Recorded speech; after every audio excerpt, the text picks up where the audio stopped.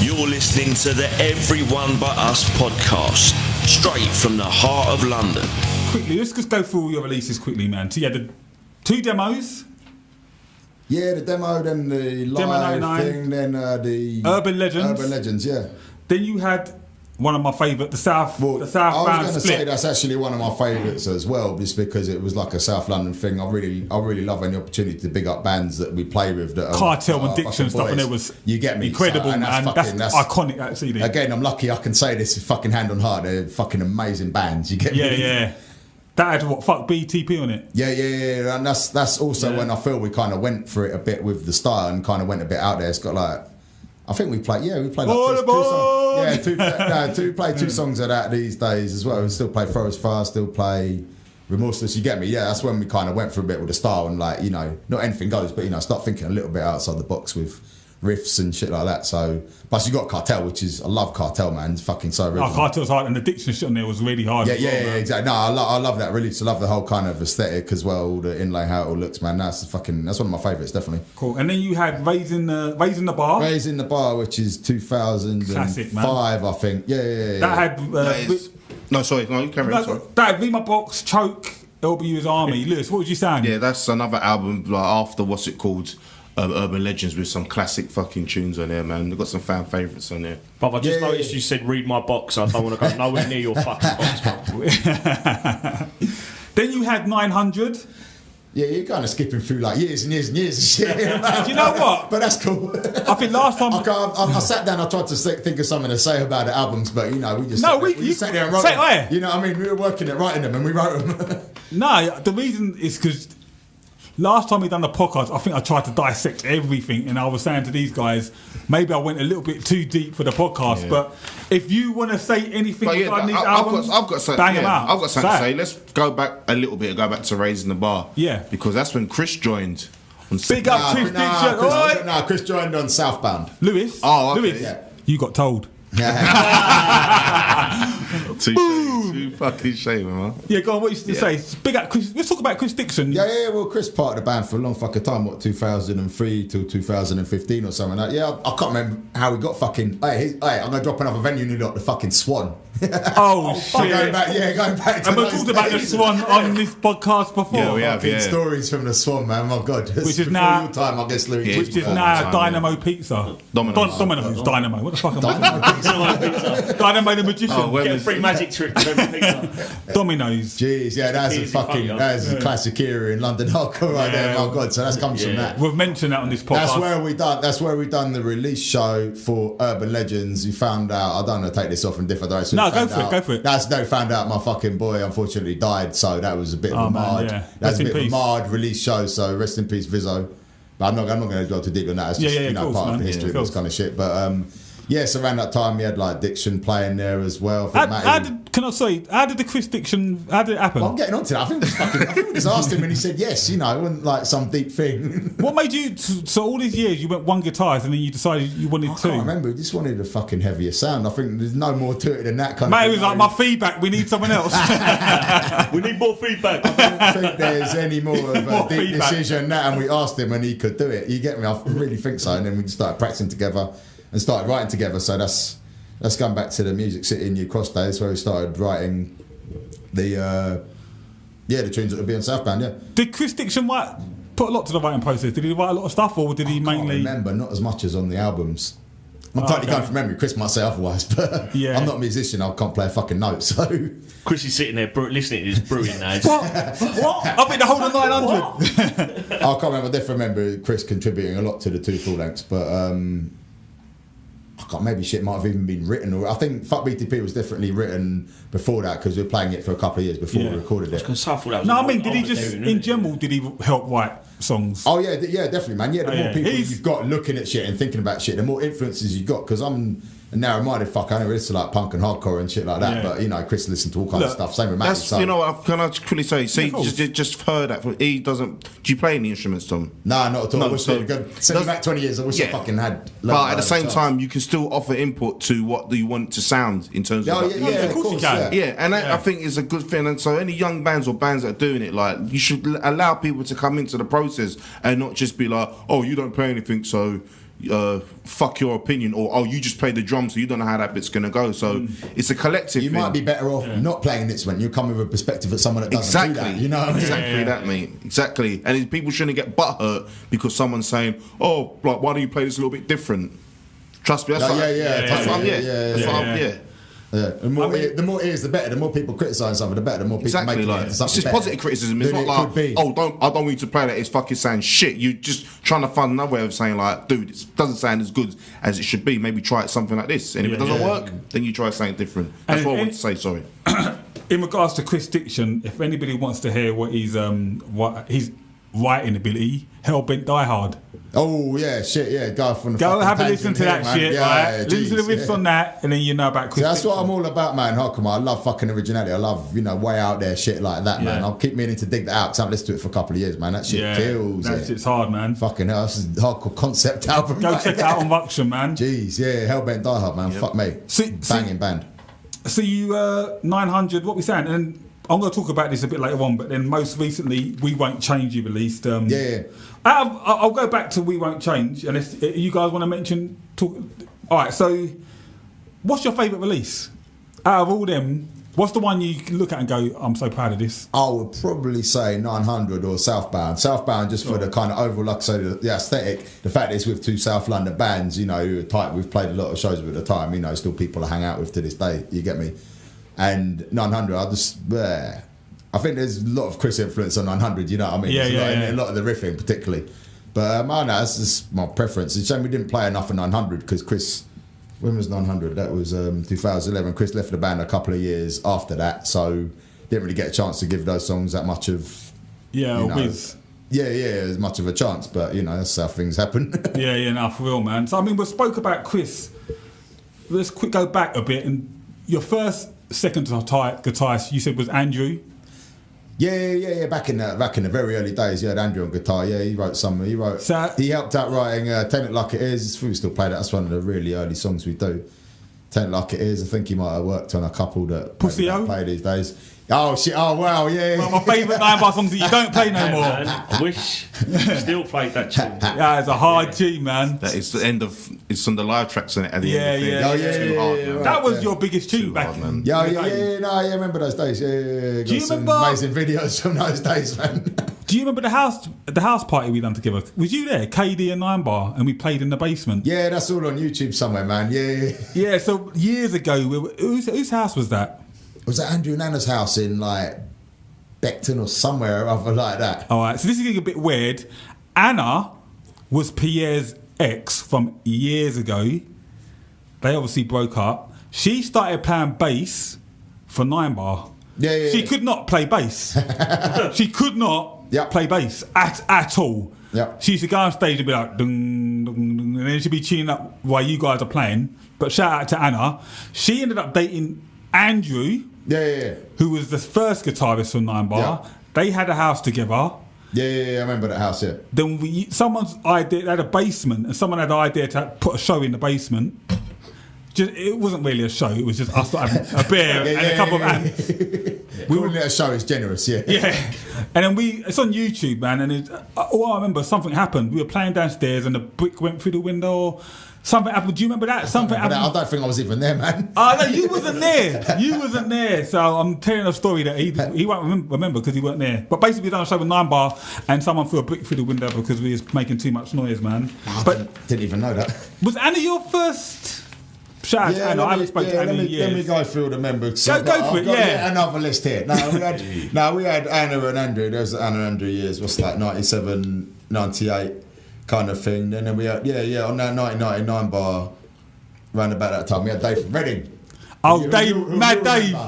Dave from Reading had long, thinning hair. Yeah. And he... dressed like a surfer. He dressed like a surfer. For an O'Neill Ocean Pacific. Tell the story. There's a funny story you got to tell about that you mentioned last time. His last ever Ninebar show. What he said to you guys. Was at Half Moon. Tell the story. is it that much of a story? I think the funny story is it's not much of a story. Taylor said, well, guys, I'm not going to be in the band, so yeah, later, dudes. And he kind of wandered off. He wandered off, and I never saw him again. I think that was it. Like I say, I'm fucking going back to my hazy memory now. I think that's what happened. It wasn't Lewis, there wasn't any more to it than that. What, is that not the best way to quit a band? Fucking hard as fuck, man. Mate, just to fucking I'm say done. laters. Laters, and you never see the guy again in your life. Yeah, because of my uncertain age, I wouldn't know where to place him even now. Yeah, I know. Now there'd be some But fucking... it's safe to say he was a few years older than us. There'd be some fucking statement on fucking Facebook. I've got a feeling Yeah, I know. grey horseshoe around the fucking bottom of his head. Yeah, hopefully the rest of the long hair hanging down, man. Did he play in that band with Nathan, Straight Edge Nathan up north? I'm sure he was around in the fucking very early days when we was getting to know each other. They played in that band. That Raymond? Touchdown. Touchdown. Yeah. That's on it too, under the other members' bands. Yeah, Sorry, continue with this, man. He did Touchdown with... Nate was singing. No, wait, who was singing? Wasn't Ollie on drums in that? No, that's why it's in it. I think Raymond Knuckles played bass. Oh, was he? Yeah, this Reading dude played guitar. This Reading dude. AWOL played guitar. Mate, can you imagine? Ollie was on drums. Yeah, ask Ollie one day about the Touchdown, whatever it is, 1998 Euro tour. It's amazing, man. The way he puts everything that happened in it, man. We'll have to do that, man. There's a lot of stories out of that too. That's fucking funny. Could you imagine like being in a band briefly and then 20 years later some cunts are still talking about you called and your only identifier is Dave from Reading. I never knew my second name. I'll tell you something. We played with some Cro-Mags lineup or other somehow not so long ago, and this guy comes up to us after, some guy that someone or other knows, and he's like, I was chatting to this kind of older guy. He had like long hair, looked like a bit of a surfer. He was saying, "You used to be in your band." And it was For the time, I was like, I don't really want to believe him. And we're like, what? Kind of like a surfer? Shit, that's Dave Ferrani. He didn't even come and say what's up. This is like a decade later or something like that. So the dude come back and he didn't even say hello.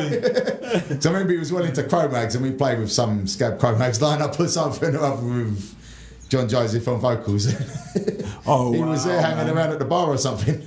He was older than us. He must be like 50 odd now, man. Yeah. Fucking hell, man. So yeah, did you go for your list of all the members? Because we got to shout them out. We can't have a Ninebar. Yeah, we've done Andy and Anna, definitely. Shout out to Andy and Ireland. We've done Chris. We mentioned Nicky Baxter, who's been fucking fixture. Apart from when he's not been a fixture. Shout out to my boy Nicky Baxter. I think Nicky is like a new member of Ninebar. I know, he always, He's been in the band for fucking years. How long has Nicky been in Ninebar? Well, it was pre-Urban Legends. Again, that's another guy that we just thought we need a bassist. Let's ask Nicky, and we asked him, and he said, "All right, there's no deeper thing to it than that." He suits the band so hard because he hits the bass. When he plays bass, he fucking hits it. That's my brother there with the fucking stage presence as well. My God, it's fucking amazing. Oh, the old fist punch, unleashed on stage. The Nicky Bass. When you watch Nicky does the little fist punch, yeah, he kills it. He said to me, with the We Won't Change, I hope you don't mind me saying it, he had to learn all the songs in the studio. His job was crazy. My mate's got a lot of fucking shit on his plate at the moment with the shifty work, so that kind of stuff's been that way for a few years. But we've had geezers like fucking Frank Pyman, Ian Dixon over years. Pyman! Yeah, I don't want to shout out McBoo the most. It's helped us out the most in fucking Matt Boo's a band slag. Jesus, my God. He's played in every band. He's the fucking London bike, he is, isn't he? You slag. He's helped us out of some hot spots because when fucking Matty lost his passport. What happened to us? When Matty lost his passport, we had to go to Portugal. My man filled in on guitar. What happened with that? So Ninebar had a gig booked in Portugal. Yeah, I got some fucking beer in my bonnet about wanting to play Portugal because it's meant to be good, which it was. Shout out to the Tuga crew. Oh yeah, shit, yeah, I had fucking amazing time in Portugal. But Matty's turning his flat upside down, looking under his sofas, fucking pulling his mattress apart, whatever, can't find his fucking passport, so we have to say fuck it, and he's got McBoo in to do it instead. Come on, Matt Boo. He came to like, I think, one practice, maybe two, and he got it all down. Yeah, he's like, I can't play that one, but I could play this one. So yeah, bam, fucking set list out of him. No, fair enough, man. Amazed to this day, seriously. Shout out to Matt Boo, man. So that's all. Helped us out a lot of fucking hot water there. He's a good musician, talented, man. Very talented. No, he's a very talented dude. Yeah, for real, man. Yeah. Well, he's a vocalist in Ninebar. He plays guitar in BDO. They play drums in BDO. Oh, wrong band, sorry. Yeah. Sharp Lewis. Yeah. No, 50 Calibre, he plays drums. He's helped play bass in multiple bands. Yeah. So, Shout out to Maboo, man. So let's get back. Didn't he write a lot? Not go for tangent. Didn't he write a lot of the last Ironed Out as well? Someone told me. Yeah, he writes a lot of stuff. man, Yeah. That Ironed Out, man, it's fucking amazing. the main Love song. That dude wakes up and he must feed his baby, then go straight on the computer like all day long. Yeah. You know what I mean? No, but shout out to Maboo. Like, Let's not get off topic here. It's cool, man. We're all just gelling and chatting. So let's get back to your releases, man. They all have one thing in common that we can't fucking not talk about, and that is obviously the artwork. The artwork is a fucking madness, man. I remember opening Urban Legends. It's a madness wanting to do it because it always takes fucking ages. Takes ages. First of all, when I saw the cover, It's worth it, like it that. did. When I saw the cover of the diamonds, sure. I did think of that Cash Money. Totally. That was the aesthetic. At That the was your time. thing, right? yeah, right. So all Cash right, Money, that. No Limit. They used to have them blingy kind of covers, and that's what he was it going was like for. done. It was like done by hand as well, not like not like just stuck there. Someone did it by hand and made all these changes, individually, almost pixel by pixel. Yeah, Matty was saying that when he done it, he didn't. Well, when you guys done it, you didn't know how to use Photoshop. Yeah, exactly. And it's so he was working it out. Respect to fucking Matty because he's kind of taught himself Photoshop, doing a lot of the shit we had to do. Yeah. And look at him, he's thinking, what the fuck's that done? That's not done what I wanted it to at all. And he somehow found a way around the shit. Oh, fucking hell, he's man. not doing it for a fucking job. He's doing it to fucking help progress it. You get me? Is the Urban Legend one the one with the carjack? Yeah, all that shit. Yeah. I'm opening up and being like, what the fuck is this shit, man? I was laughing. I was sold on the. As soon as I see it, I was sold on the band. I was like, this is my band, man. This is the band, man. Like, That was who does funny, this? man. Like, Let's go through. DBS being held up in his fucking Yeah, let's go through- with his shop. Yeah. Let's go through the I mean, pictures. that's not my favourite. My personal favourite is one after that. My personal favourite is Raising the Bar because that's What was the with the individual album covers, all that kind of shit. Yeah, that was dope. Henry VIII shit and all the other. I Matty haven't Gear even seen the Solids. I haven't even owned a copy of that for years. Fucking gave it away, but yeah, there's a lot of shit going on there. Who comes up with the ideas, man? We're just sitting around together. You're not going to come up with it on your own, are you? That's got to be after like smoking or like. I was going to say, man.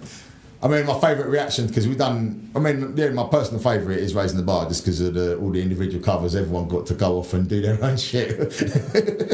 They come up wherever they wanted, but then we've done 100. And I remember we put the picture of it on Facebook, and people were like, "For real, that's the cover."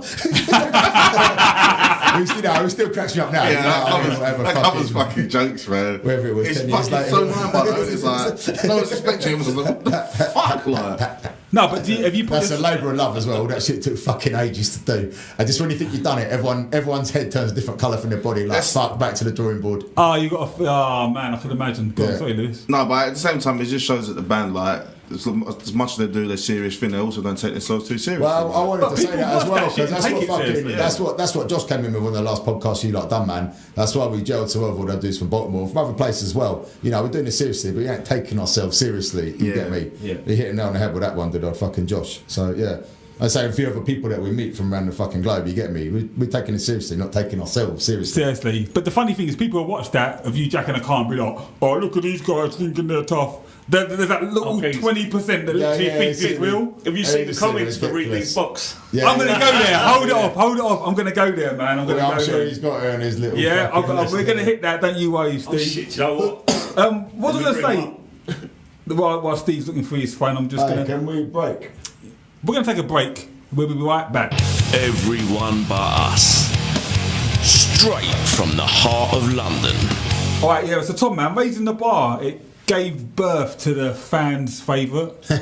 Read My Box. Yeah. Another a classic. You man. still call it Read My Box? Read These Box. Jesus. box? Read box. No one wants to read your fucking box, man. What's the pronunciation for it? Read these box. Read these I box. say box. They said, Yo, read my box. Oh fuck! I keep doing that. Oh, you know what? I'm classic for that, man. I'll fuck everything up, man. Read these box, man. Fucking, I would say probably your most popular song, innit? Would you Oh, say that? yeah. We're never going to get away from that. We never stop playing That's that. We your can't. like. Every band's got that song that's they play at the end. That's their iconic song. Do you know what I mean? Yeah. But that gave birth to fucking an amazing video, man. Yeah, I haven't watched it for years, to be honest. I'll probably watch it again. That's like a little time capsule out there with people that, don't see that much these days. I watched it the other day actually because The immortalised Aldito. Shout out to Aldito, wherever out the to fuck you Aldito. are, brother. Now I remember. You're on there, Bandro's on there, a load of other people need to watch it again to remember who the Oh, fuck's you on do, there. man. It's fucking. So Yeah. I remember.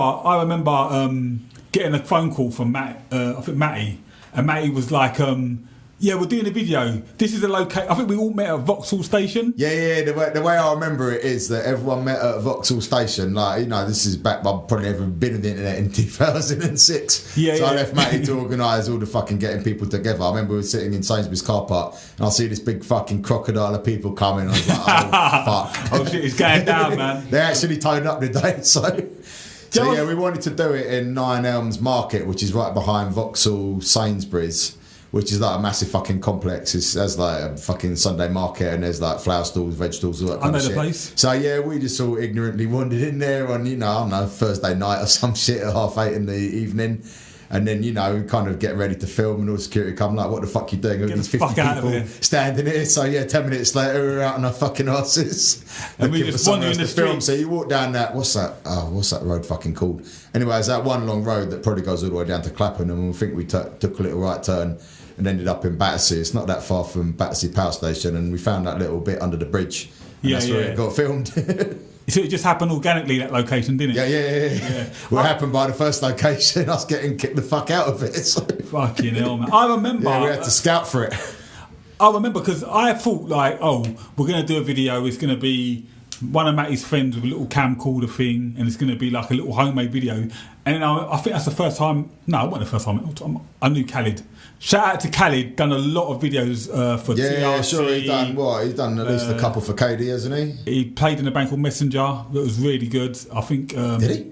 Yeah. But it was like, it wasn't hardcore at all. It was like prog shit. Prog, but it was really good, man. He did like a full-on metal band, didn't he, Khalid? I haven't seen him for He's a really good guitarist as well, man.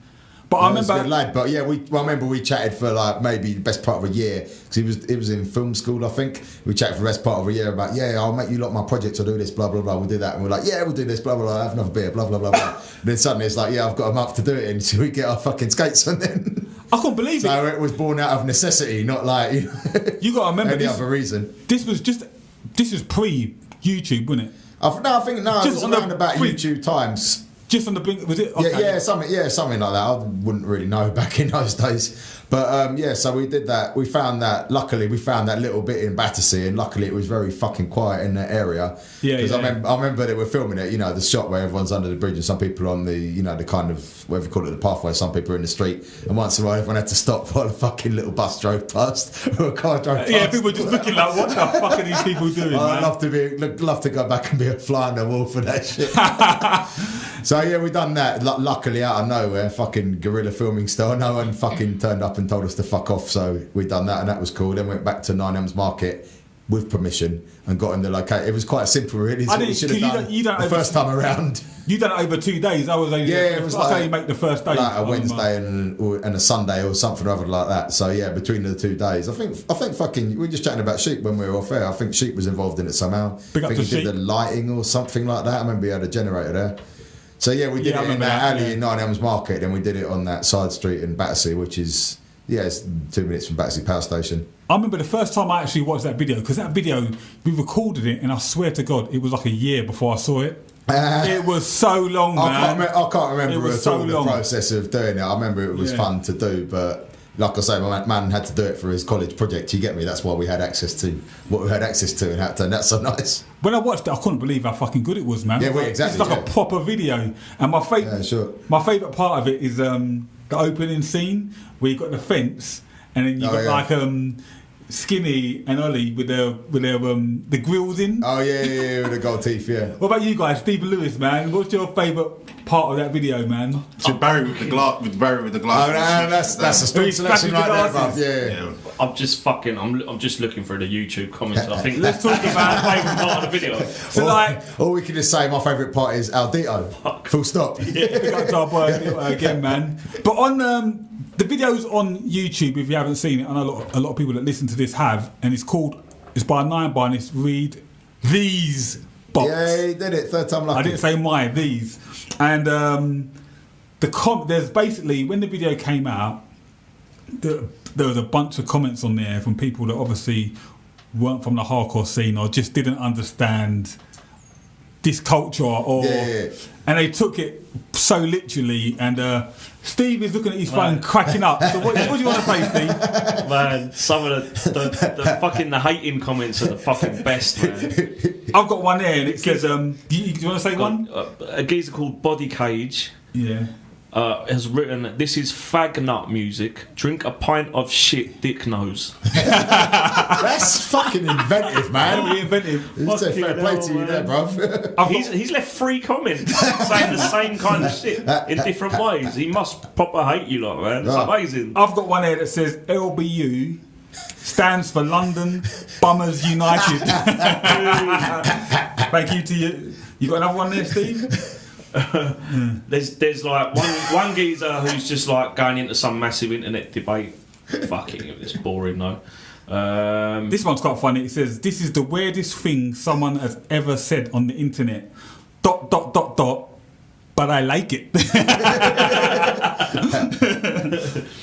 Chavcore. Yeah. I'll kick your nose off. ... Genius. These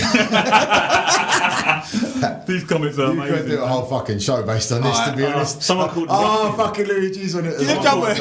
God. Go on, call it. Someone called Ruffian26 has written, "That's a particularly dumb but tough LBU tune for the illiterate meatheads who, unfortunately, make up a large part of London's hardcore scene.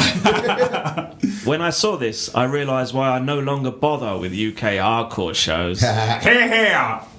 Johnny out. You got any, Lewis? Well, there's this one that Craw's, you can see Craw's been fucking Craw's engaging. engaged. These comments go back 7 years. These ones from 5 years ago. One of the things Craw does best is engaging. But he's engaged with some He's dude pretty good called, as this well, dude Craw. called Rumtastic has written a couple of comments, but this one is probably the funniest. He's got brat brat brat, strong response, dude. Is Craw 50 Calibra meant to sound like the surname of some gun-wielding pirate superhero? or is it a pathetic attempt to sound hard? Just kidding. I've had the misfortunate experience of hearing your abortion of a band. It's just pure fucking people just coming in to talk shit. There's a lot of love in there as well. We're just reading that. We're reading that. There's one there that says "Loving the D&G sweatband." Because if you watch the video, Skinny's wearing the D&G sweatband. Yeah. Oh, it's funny as fuck. You got any more, Steve? Die in a fire, you said die in a fire, you waste of sperm and eggs. Unsuccessful troll is unsuccessful. There's one on there from amazing. there's one on there from Mog, from 8 years ago, where she replied to something. Yeah, I did see it. I just come past. See, Mog was replying on the internet from 10 years ago. OG. Moving along. This is funny, man. You want to say a couple more? Or you done, guys? No. Cool. We could sit here reading these all night. They're fucking That's what I hilarious. said. Do another show. Yeah. Fuck it, let's jump to the present, man. About a year ago, well, you had a break, didn't you? Ninebar. For about, a year? No, did we? No, you stopped playing. Well, you did. It wasn't like, it was like... I think we did it like 2002 or something. No, you had one recently, man, where you didn't play. You kind of appeared where you said we ain't going to be playing those shows. It wasn't announced like Oh, that. no, that's because I had a kid. That was for 6 months, and I was like, oh, fuck, man, I want to play some shows again. Shit. How's that feel, man? Having so basically, how long was you off from when you had your Nah, kid? not that long. I'm surprised anyone fucking noticed. No, yeah, I noticed, man. No one's noticed that we ain't played since fucking June, so... So It's the same That's gap. probably longer. Exactly, it's probably longer than I took off when I had a little one. during that time, was you writing "We Won't Change"? Yeah, I think so. Yeah, my memory's kind of hazy. I'm trying to think. Yeah. I think that sounds about right. Yeah, I was coming to the odd practice here and there, but I was busy changing nappies and Yeah, I know about that, man. That shit's hard, man. messing around with all that shit, which is way more fun, to be fair. Nah, for real, man.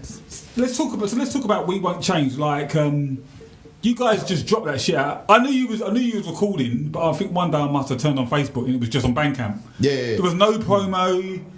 There was no release. No as promo. such. Who the fuck are we meant to be? What should we have done?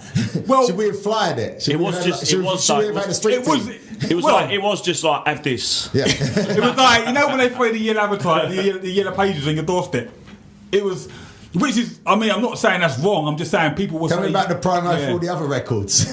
But you put an advertisement out, you say... we put a couple of tunes out prior to that. You know, shit takes ages. We're not going to rush our shit, you know.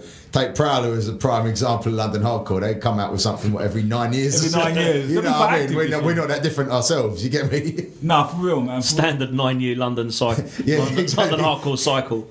Pretty much, yeah. What did Prowler for like 2001, and they put out something in 2010. You get me? I mentioned that on the we were on that kind of podcast. tip. Anyone looking at that's just like looking at it going, is that a reunion? Like, did they break up? What happened there then? Exactly. Just Keep them having a rest. wondering. Keep them wanting more. Keep them guessing. No, but there was something that happened with that. Are we allowed to talk about the artwork on that? Something went. Well, yeah, your brother. a little bit of a fuck up, so that's why it come came and out talk how about it it. did as well. Yeah, Talk about it. So you was of a losing of memory sticks and. So your brother, he lives on a canal boat, doesn't he? Yeah, he does. Yeah, partly. Yeah. So he was. I don't. You should be telling the story. He was moving. Was it? I don't know the story. I just know he lost it. Is there a story behind it? Yeah. Does it matter? He fucking lost it, and we couldn't do what we wanted to do. But man, did you beat him up? Is that the Nah. one? It happens though, man. I might have sent him like a mean text message back or something. So is that why you said fuck it? We're just gonna throw it out there. Yeah, I just wanted it out there, man. Things always take a while, but that's the thing. We've always been frustrated with how long it takes shit to come out. But you know, you're waiting for it to come out on CD, on the last 2 full lengths. This time, like fuck it, put it on Bandcamp. You know what I mean?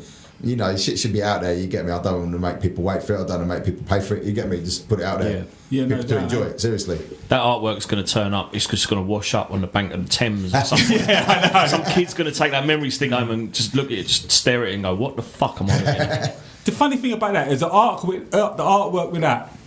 I thought it was Photoshop, but you was actually It's all them real. clothes. Yeah, all genuine. Yeah. I don't think it gives like full justice to my jacket. I bought the most amazing jacket for You that. actually bought a jacket for that. Yeah. It doesn't really turn up too well in how the fucking pictures ended up looking, but it's an amazing jacket. I should have bought it tonight and worn it when we did this podcast. That would have been fucking. You'd be gazing at me in awe, man. It looks like a kind of rug. I would have been It's like a rug converted to a jacket. Seriously, it's like nothing I've ever seen. Even tried googling the manufacturer. Where do you buy a jacket like that from? What's that fucking shop called? Rocket or something? Some fucking Hipster. vintage. Yeah, some hipster vintage clothes Did you place. pay like 250 quid for There it was or nothing. something? No, it's like fucking 20 quid. But there was nothing else there. Look, like even the girl that I fucking bought it off at the till, she commented on it. It's like, what do you want to do with this?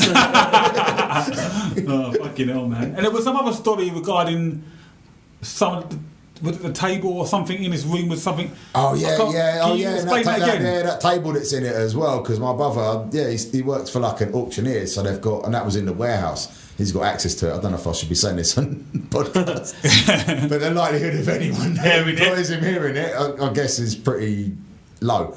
But there's a table there, and it's filled with, there's a table there, and it's like filled with powder, and he's got to like transport these things into like fucking ultra rich people's houses. But you can't, if something goes wrong and someone cracks that table, it's just going to spill like fucking bright pink photocopier toner type powder out everywhere. So I'd say know who it is. yeah, it was a bit of a trip walking around that place, looking at all the random shit they got in there, and a few of it made its way into the photo shoot, didn't it? Was it really expensive or something you were saying? I'm sure he was saying. Oh yeah, it'll be like 10 grand or something like that. So that table full of pink powder, seriously.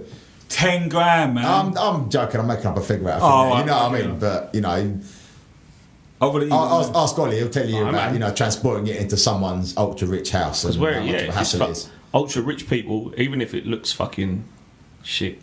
Do you know what I mean? Well, It's even still the like, shitter it looks, the more they want it. yeah. It's like that Harry. You ever see that Harry Enfield sketch?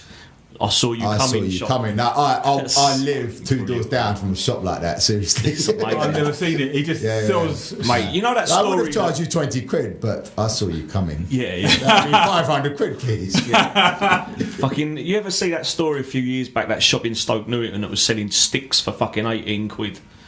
No. Oh, And in their defence, they were going, "No, yeah, but these are special sticks that we've like specifically gone looking for." It's just like, would you fuck off? Fucking hell. They just know who they're going to mug off and fucking. But people are buying Know them. your market. People are buying them. Do you know what's stupid about that? It's like the Banksy thing with the picture. You know when there was auctioning the picture and he shredded it. It's worth more now. Isn't Now it? it's worth most probably double. Yeah. Because it's shredded and it was on the news. It's fucking insane. It's the artistic statement behind it and all that malarkey. You lot can't see what I'm doing with my hand now. Well, I agree with sorry, the you. listeners at home I agree. can't see what I'm doing with my hand now. He's doing a rude gesture of his hand. He's got his hand in a fist. position going up and down. That was good. So back to the EP, man. The standout tracks for me was Talk Is Cheap. I fucking loved that, and Buck Riders, but they were all bangers, man. Was you happy? Yeah, happy with that. Yeah, to be honest, I like the EP format more than a full length. You know what I mean? You bust out and think, well, I could just do another one of them later if I wanted. You know what I mean? I do like a little EP. It's like a nice, 15-minute kind of thing. It's in and out. No, that's how you become a daddy. So no, I love the EP, man. Fucking people. How do you think the response to it has been? I don't really know. You're asking the wrong person. Well, thanks, Tom. It's been a great podcast. No, I think I enjoyed writing it. You know what I mean? I'm fucking. I love writing, but I love writing. And then when you've done it, I'm like, well, now I've done it. You know what I mean? I'm not going to bask in the glow of how good it was. You get me? I don't give a shit how good it was. I know that I enjoyed doing it. I enjoyed writing the lyrics and moving shit around. You know, a lot of those lyrics were written before we even thought of doing a fucking EP. So I just wanted to write lyrics. Yeah, people were waiting for a Ninebar release for a long time. So when it did just come out of the blue and it was just drops like that, which I think was pretty cool way of doing it, because that's the world we live in now. Like, people want something now. You just fucking. Yeah, exactly. I mean, I'm an old cunt. I like a CD. Seriously, in a lot of ways. Physical release. It don't take up a lot of room. It's a little, it's a little time capsule of stuff. Yeah. Do you guys think this oversaturation of music, like for someone like yourself that's been in the game so long, that this oversaturation of music, do you think it's a good thing? I think there's an oversaturation of hype, possibly. Ooh, talk about it quickly. And actually, I think the way you did it is good as well, because there is a lot of hype. There's like, oh, we're going to be dropping our album in 6 days. We're dropping our album in 5 days. Look out for our big announcement at 10 p.m. tonight. Yeah. You don't have to look out for it because you get a fucking notification when it's happening. You know what I mean? What happened to checking shit because you want to check it? You know what I mean? Yeah. I get so fucking bored of clearing notifications that I haven't read from a band just saying nothing. I think it's trying to build. It is trying to build hype, and it's trying to. It's the oral sex. And you want the reason why. But before you go in, you don't go straight in. Let's talk about it. You don't go straight in. You don't go straight in, do you? No, I mean, I just lost my. I just fucking threw me right off, mate. No, I reckon that a lot of bands do that sort of shit. What, when you're giving or receiving, do you not go straight in? Like, well, you sometimes you go straight in. That's why you're 5 minutes. That's why you're 5 minute man, Steve. 5 minutes alone. Yeah, this is descended into. No, 5 minutes alone. 1 minute. 1 minute. 1 minute alone. So go on. You two sort of flirting with each other, yeah. Just trying to say, like, people chuck stuff out quick, especially bands and that, because they want to get sort of like reach and get more sort of like content and shit getting out from their page and that, so people can engage with them. It's all part of the game, innit? Like, that's all it is. Why I think people do it. Just you want to get people engaged. Oh, there's an announcement. You checking? Oh, it's an announcement for nothing. Like, it's hard. Yeah, that's what I'm saying. It's too much hype. I think I pay more notice to a band when they don't say shit too much, and then suddenly they go, "Guess what? We're putting this out now," and I'm like, "Oh." Fucking no, I think I think you need a little bit. I agree with what you're saying, but I do think you need a little bit because some people will miss it.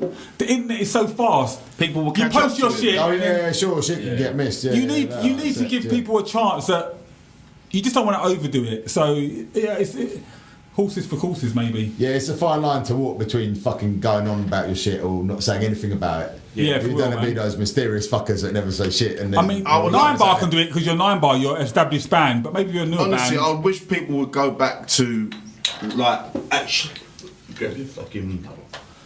I wish we could go back to, like, what's it called? People actually having proper websites where you can go. I mean, people still have websites, but everything is now just like so saturated on Facebook. That's why people miss shit. Yeah. You know what I mean? Yeah. Because there's so much, like, you're looking at fucking videos of dogs fucking juggling or fucking dog fucking driving a car or some little kid getting smacked up by a fucking baseball bat or some shit, like, or whatever, like, just all sorts of shit going on Facebook, like. Yeah. So yeah, you're right, you do miss some shit, but that's why people reverted away from that sort of thing and actually started using their websites and shit again. Yeah. People might take a little bit of like, if you say shit is saturated, I'm honestly, like, I don't want to bring myself up, I'm like the least jaded motherfucker when it comes to like keeping up with hardcore and current hardcore these days. And there's so much good shit out there. So, you know, it's saturated, but in a good way. Yeah. There's so many good young bands coming up. Yeah, 100%, man. Seriously. So many good Because I do feel, I mean, obviously I do check out different bands that are helping out with Red Eye Collective and Ruction, putting on shows. You lot exposed me to a ton of fucking new bands I never would have known about. You just miss loads of fucking bands at the same time because you've been checking out one and another one's dropped the same shit the same day. Like, but maybe if you didn't have the sort of like Facebooks and all the sort of shit like that, you'd be able to just go like, all right, let me just do some proper research and check shit out. But do you know why? is there because it's more unified, isn't it? Like uniform. Sorry. No, I agree. And for me, when I can't listen to an EP or an album or whatever and say the second day long, oh, it's amazing. To me, I can listen to it and say it's good, but you won't know until a month. You know when you listen to an album and you say it's good and you might not put it on again, but there's certain albums or songs you just listen to and you just keep listening to it. That's when you can say, do you know what I mean? Sure. For me, anyway. People still definitely do that, but I mean, more so when we used to listen to shit on tape, CDs, whatnot, before the internet blew up with the whole Bandcamp and iTunes and Spotify and etc. Yeah. You would actually take time to listen to something, like whether you're indoors or if you're in a car driving somewhere, like you're physically taking this shit out of its case or whatever, going, I'm going to listen to this, rather than scrolling through. Oh yeah, sure. Your next chance to get that was the next time you went to a fucking show, and you better know when that next show is, otherwise you're not getting exposed to that. Exactly. Whereas now it's just all a click away, and it's like, oh, I listen to that now. Oh, I'll listen to that later on, and you might forget, and then you even. But I still don't get jaded on that shit, even though it's all click away. It's easy to download. I'm still like, right, man, this shit is exposing me to fucking. There's still killer bands coming out these days. That's what I mean. I say, blowing me away. I don't know who the fuck these people are. Where the fuck they come from? Like, right, there's still really good fucking hardcore. Exactly. I'm not saying it's a wrong thing on it. I'm just saying it's obviously times are changing. Like people's. Going off a bit on a tangent, but like, yeah, well, fuck it, you know what I mean? You know what I mean? Jet lag boy. He's going to fall asleep. Well, listen, we've got to wrap this up soon, so I've got a couple more questions. We're going to let Tom out of the prison. The question I wanted to ask you is, being someone that, well, we've kind of answered it now, but being someone that's been in the game as long as you, what's the biggest changes you've seen from when you started to now, both negative and positive? So from when you got, from how it was 20 years ago, you're seeing how things have changed in terms of the scene. We've just done it all. It's a net, innit, man? It's just making everything so instantly accessible. That's what I was talking about an hour ago. So you kind of, you know, looking at some badly photocopied picture, looking at some terrible back to basics thing, like fucking First Hood 70 or something, like, what the fuck is this? These fucking people, this looks so mysterious, you get me? Now you can just go online and watch 20 live videos instantly, you get me? Just chill out. It's making it more like, you know, more instantly accessible. And at the same time, people don't access it and don't know their history. So it's mad, it's isn't like perverse. In one way, it's all out there for you, but people don't seem so bothered these days. You get me? Yeah. But it's just a communication thing, I guess. I mean, I've been into it forever. It's not really going to change. Like I say, I'm the least jaded motherfucker about new bands. But you know what? There might be some kid out there who just finds one thing and still follows the trail, like, you know, you can on YouTube. Kids are doing no. Just sitting there for like lucky enough to know some of them. 8 hours straight, just like, whoa, like, I love your band, I love the Russian record scene. Like, that's fucking amazing, man. You know, people, you know, there's some people that really fucking get it and they come to all the shows and they're really into it, man. That's fucking cool. So this is my last question, man. You've been an amazing guest, man. I want to say thank you so much. But before we go, like, I want to ask you, what's next for Ninebar, man? I mean, where do you ever see yourself stopping, or is it something you just always be doing? I'm always going to be doing this shit, man. I mean, I'm very focused on writing new Injury Time record. I started singing for Injury Time earlier on this year, so I'm kind of focused on doing that at the moment. But I just want to keep on playing. I could never stop. I'd feel fucked if I stopped. I'd be like, what the fuck am I going to do with myself now? I need this in my life, so I'll always be into it in some way or other. I mean, we're playing at the weekend. I've got to do Injury Time and Ninebar back to back. I've got to be on stage for an hour solidly. Wow, man, that's good. In one band and the other. Luckily, I've got Louis G who's going to help out here. Luckily, Ninebar's 2 vocals, but I'll always be doing it, man. Like, I would struggle to stop. I haven't even thought about it, but I don't know how I would, because it's. Did you think when you for so long? Sorry, did you think when you started Ninebar, like, it would impact your life like how it has? When you first said let's start this band, did you think it would? No, be such a focal part of your life? You must feel the same way with KD from where you lot started, which is similar to us. You know, you lot started out in a more professional way. You had fucking a big jump start on us, but yeah, right? Didn't you, when you first started doing it? Didn't you sort of think I'm going to be doing this shit forever. Because I think I did. Even when I was a kid, I was like, and maybe a lot of kids do think that anyway, but I always thought. That's like a naive kiddie thing, but you know, I've kind of like hit the 10-year mark or whatever, and you know. Yeah. Honestly, for me, I thought I'd always just been. We started in the youth club, so I thought I'd always be in the youth club, and it'd just be something we do on a Thursday night. I didn't think what's happened. Like, I'm not saying we're like Bon Jovi, and I think any of us in this room, but it's changed our lives. You've not been to fucking amazing places just like we have. No, man. but I mean, you've not been all in of us. amazing places than we have, man. No, but I mean, all of us. This shit has changed our life. Might not be 100%, man. 100%. It's only a small. It is my life. It would remove maybe it would remove less of my life than it would have a few years ago if I had fucking totally quit it all. But that's not an option, man. Come on. I mean, I've got real world responsibilities that are built around this. You get me? It's a struggle, but it's always going to be a struggle. I'm always going to feel like sensation of having been juggling, having plates in the air, and I'm always going to do it because, you know, it's me. It's so deep inside me that. Yeah. I think we can end it on that note. It's me. Tom, man, thank you so much, really man. Oh, thank you for having me, guys. Thank you, Tom. You've been fucking amazing. Is there anything anyone else wants to say? Is there anything anyone else wants to say before we leave? I just wish you stopped talking about your fucking box, Louis. Do you want to do something? Any show announcements? Make sure they're. Any show announcements is going to be about a month. Ninebar playing next week. Yeah, I don't think they'll be out next. I'm going to be out next week. Be out this week, but I'll just keep it sweet so people will actually know what they've been to. But as Tom mentioned, Ninebar and Injury Time will be playing the Ruction show. That's the last Ruction show of this year. Yeah, I'm about to want to big up. I don't have the podcast to be out by then, but it's Venom of the fucking Cobra. We're playing with them. That's one of the most played demos I've heard in a long time. Hard. But if this does come out before then of course. Saturday, the 8th of December, Ready Eye are putting on their end of year show, the Old Blue Lost, free entry. And then the next day, Ninebar will be playing with Life's Last Orders, Life Betrays Us, and I think Broken Tea, but I think they might have pulled out the show. And that is on Sunday, the 9th of December, and that is at the Camden Underworld, and that is not free. Unless you try sneaking in through the back door. That is very not free. Yo, man, I just want to say thank you to everyone that continues to support this show, that listens to us on either iTunes or SoundCloud, shares our shit. You know, we really appreciate it. Spread the word for us. We're doing this because we want to basically shed a bit of love on the bands that have fucking really helped pave the way for UK hardcore. And we hope to get a few more younger bands, not saying that you're old, Tom, but we hope to get a few younger bands on there as well.